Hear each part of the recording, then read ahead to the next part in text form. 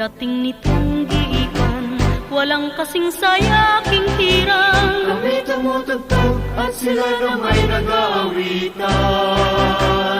Ang hirap at pagod ay di pansin man lamang, Lalo kung kapiling ko ang aking tunay na minamahal. anong sarap ng mabuhay kung sa bukid maninirahan. Dito'y walang gutom basta't masipag.